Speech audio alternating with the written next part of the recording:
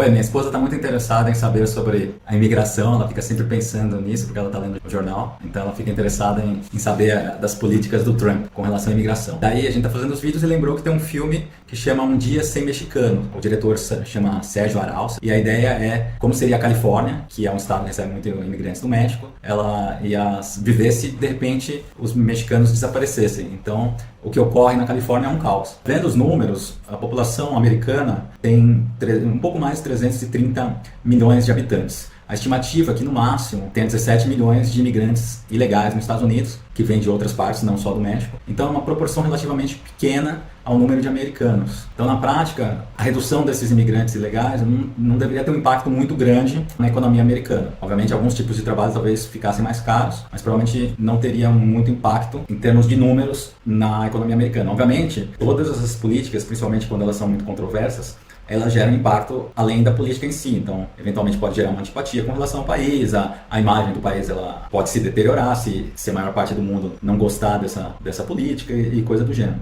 Mas do ponto de vista econômico, é uma política que é muito mais simbólica, me parece, do que qualquer coisa. Então, por que o Trump está fazendo isso? Porque nas últimas décadas tem aumentado a desigualdade nos Estados Unidos, como em vários países do mundo. Quem tem se beneficiado desse aumento de desigualdade? Porque o país está ficando mais rico. Os Estados Unidos, ele, até em comparação com outros países, que na Europa, os Estados Unidos está ficando muito mais rico que a Europa. A Europa está mais ou menos estável ali, o Brasil também, os Estados Unidos está crescendo.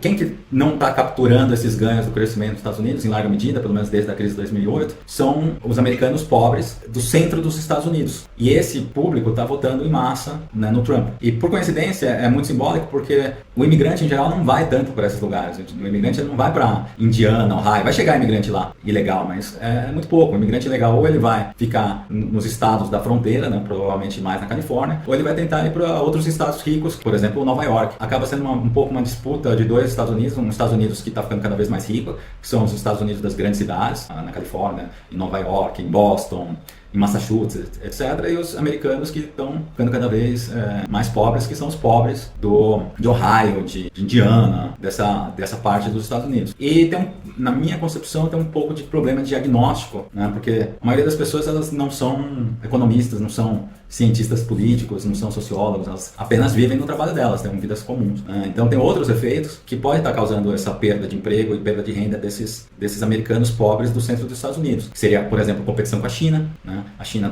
produz de maneira muito eficiente cada vez mais produtos para o mundo inteiro. Pode ser robotização também, né? Esse pessoal que tinha um serviço braçal acaba competindo com os computadores, etc. Refletindo, me parece que não vai ter muito impacto, além do impacto político e humanitário com relação a esses imigrantes.